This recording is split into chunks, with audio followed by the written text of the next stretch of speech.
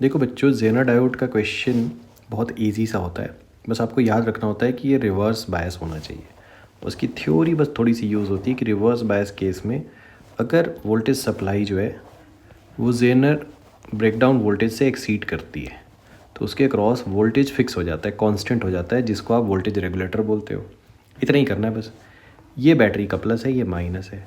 इधर Jenner diode का N है, इधर पी है, तो प्लस वाला एन से कनेक्टेड है, मतलब ये रिवर्स बायस है। मतलब ये ब्रेकडाउन रीजन में जा सकता तो है, मतलब रिवर्स बायस में ये एक्ट तो कर रहा है, ठीक है, रिवर्स बायस में कनेक्टेड ज़रूर है।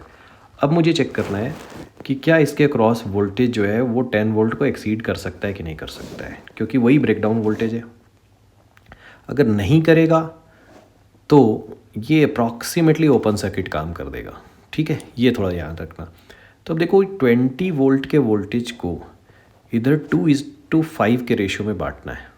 20 वोल्ट के वोल्टेज को, मान लो ये नहीं लगा होता, तब की बात कर रहा हूँ मैं, तो 2:5 मतलब पक्का इधर वोल्टेज कम मिलेगा, इधर ज़्यादा मिलेगा।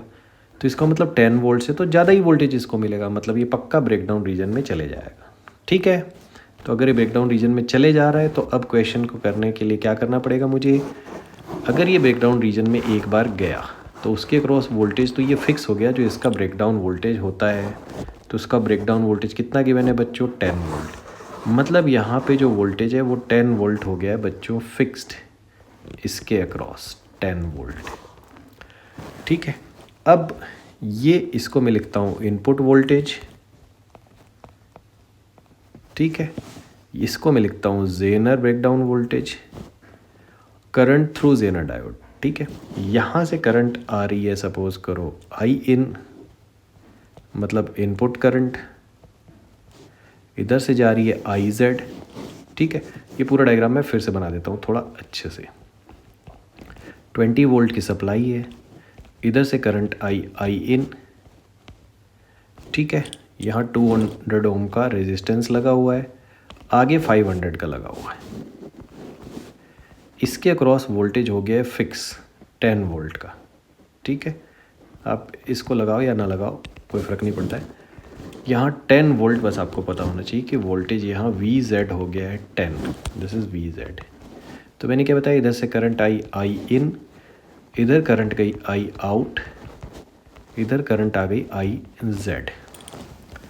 तो करंट थ्रू जेनर डायोड मुझे बताना है। तो मुझे क्या दिख रहा है कि आई इन का कुछ पार्ट जा रहा है जेनर डायोड से और बाकी का पार्ट किधर से आ रहा है, आई आउटपुट से। ये तो बहुत ही सिंपल है, इधर से आई इन आया, कुछ इधर गया, कुछ इधर गया, यानी हो।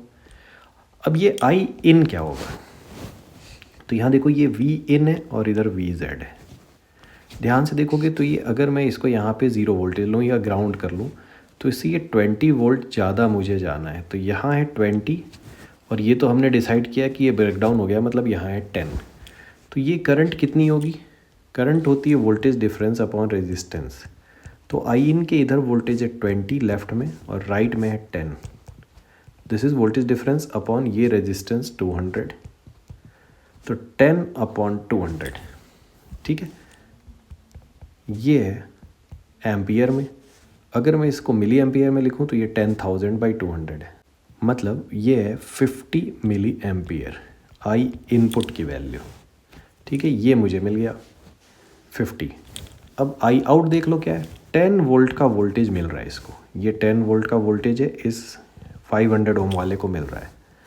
तो आई आउट की वैल्यू हो जाएगी 10/500 एम्पियर में, मतलब 10,000/500 मिली एम्पियर में, विच इज़ 20 मिली एम्पियर।